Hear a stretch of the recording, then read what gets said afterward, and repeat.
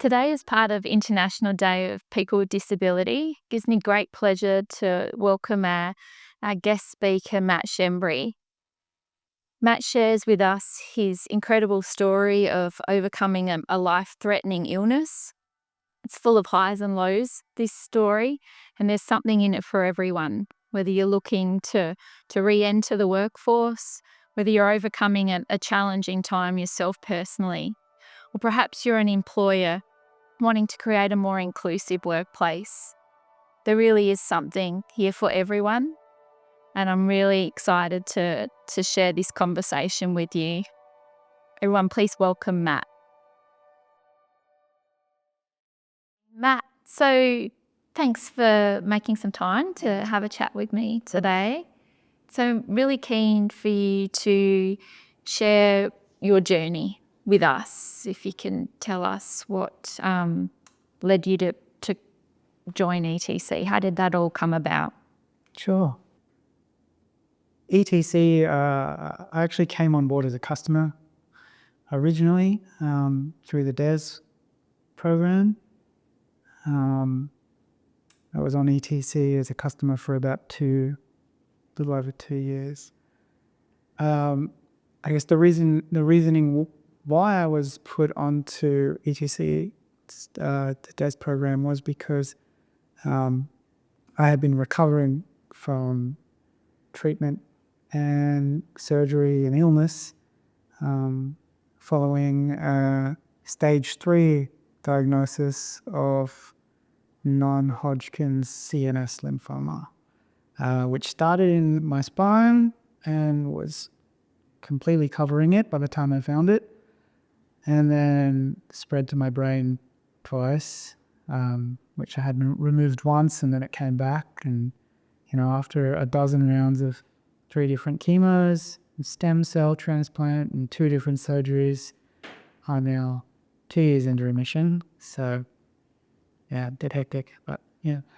So at what point after you've had your surgery, you've had your chemo, at what point were you then ready to re-enter the workforce, and how did you face that journey?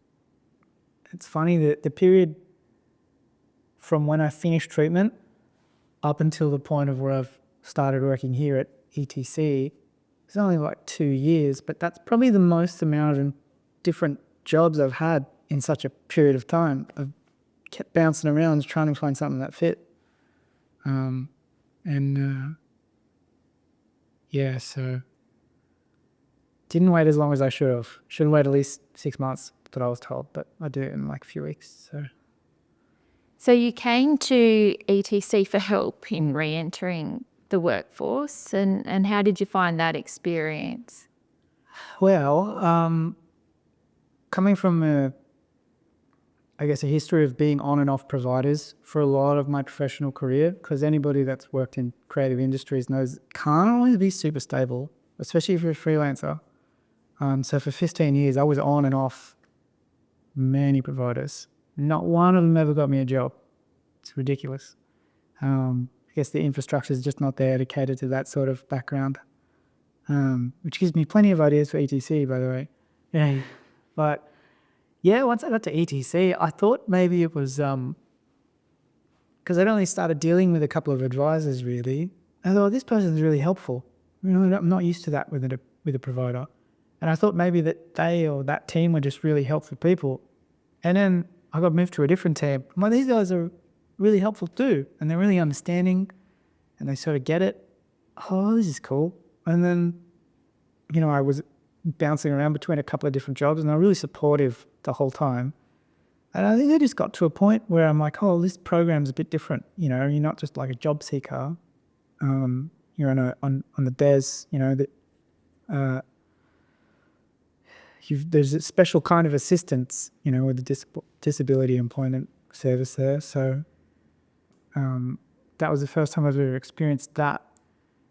And geez, everybody was so helpful and really supportive, like really understanding. with other providers, and particularly if you're like just a job seeker or you've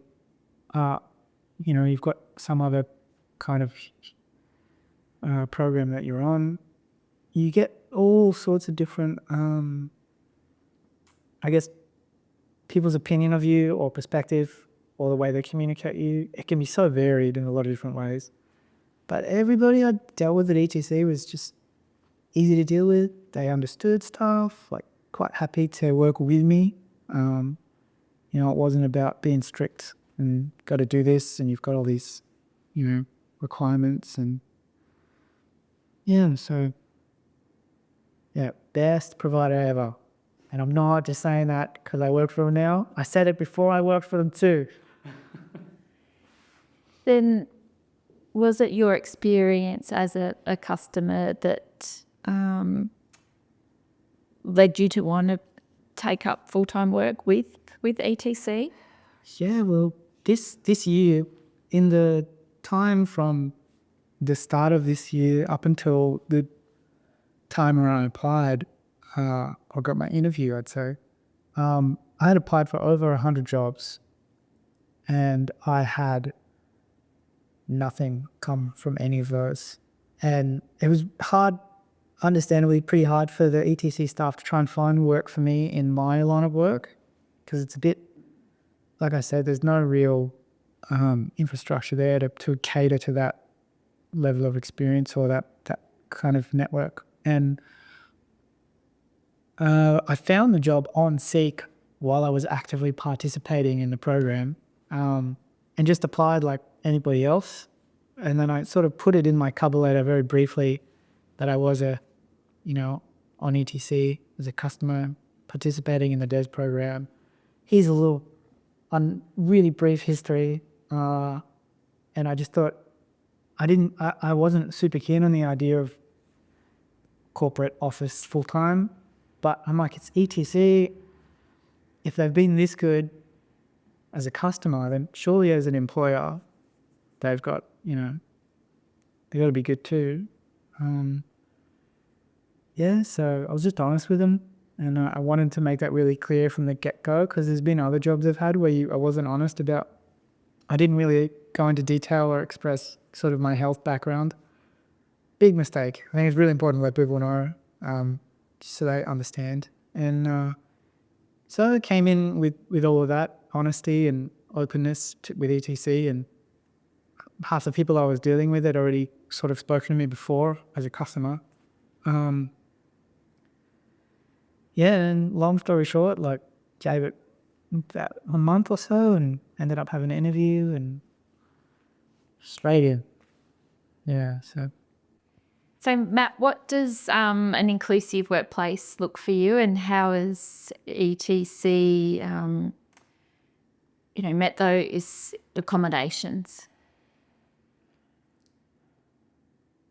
I think a big one for an inclusive workplace and having that flexibility to be accommodating, it's really important to talk to your staff and communicate with them about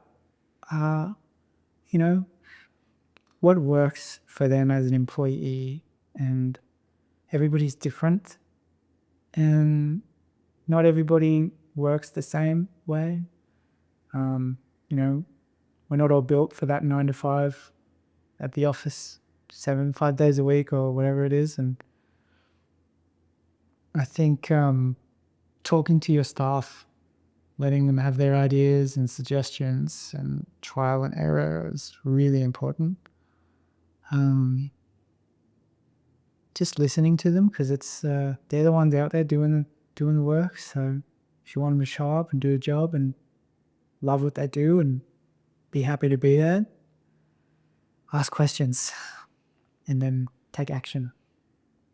So what does the future hold for Matt? What's next for you? Well, I'm definitely going to hang around ETC for a little while, as long as I can.